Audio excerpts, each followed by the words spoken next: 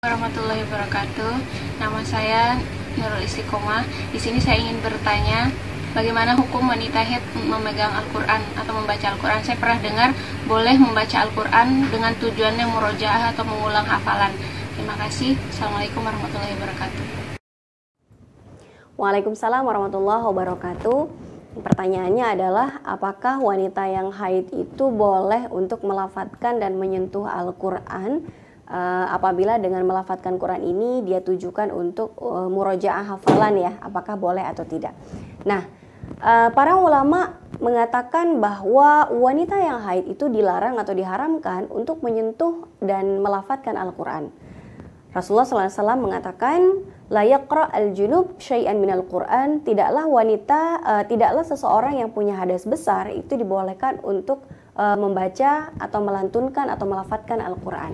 Walaupun nanti para ulama akan berbeda lagi batasannya, apakah yang tidak dibolehkan itu setengah ayat, apakah yang tidak dibolehkan itu satu ayat dengan sempurna, apakah membaca satu kalimat saja itu sudah tidak dibolehkan, ini nanti para ulama berbeda pendapat.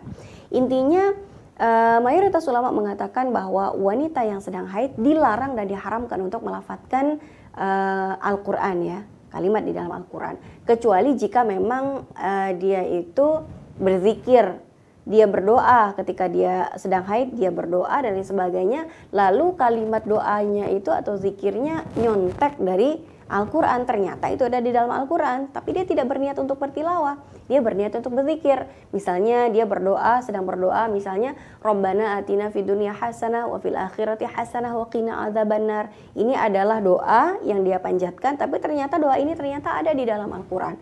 Tapi dia sama sekali tidak meniatkan untuk tilawah, dia berniat untuk berzikir, dia berniat untuk berdoa, silakan saja.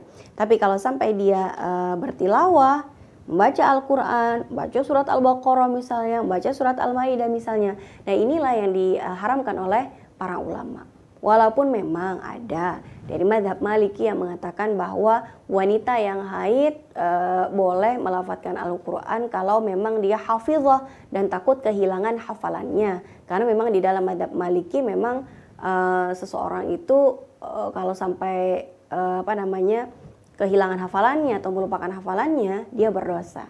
Hanya saja begini para pemirsa sekalian, sebetulnya murojaah atau ingin memperlancar atau ingin mengulang-ulang hafalan kita sebetulnya tidak harus dengan bertilawah, tidak harus dengan melafadzkan Al-Quran tersebut. Kita bisa melakukan hal lain ketika kita sedang dalam keadaan haid. Misalnya kita hafizah nih, kita mau murojaah misalnya, tapi kita dalam keadaan haid. Apa dong solusinya? Biar kita tidak sampai berdosa menurut mayoritas para ulama, mayoritas ulama fikih. Begini saja, kita mendengarkan saja nih, misalnya kita mau murojaah surat Al-Baqarah, kita dengerin aja nih pakai misalnya MP3 misalnya ya, atau kita mendengarkan kaset misalnya, lalu di dalam hati kita ikut mengulang-ulang misalnya, it's okay, nggak masalah. Mendengarkan orang bertilawah itu tidak masalah dalam keadaan haid ya.